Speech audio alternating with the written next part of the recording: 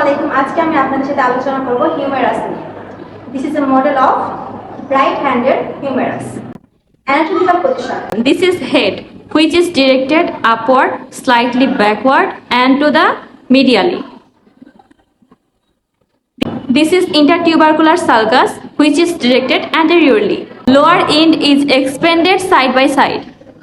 Coronoid fossa, which is directed anteriorly, and this is olecranon fossa, which is directed posteriorly. Humerus has three parts.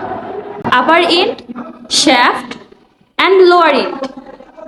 The parts of upper end are This is head, this is anatomical neck, and this is surgical neck.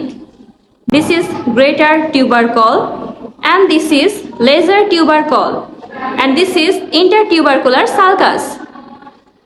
the lower parts of humerus are This is medial epicondyle and lateral epicondyle, capitulum, trochlear, coronoid fossa, radial fossa, and this is olecranon fossa.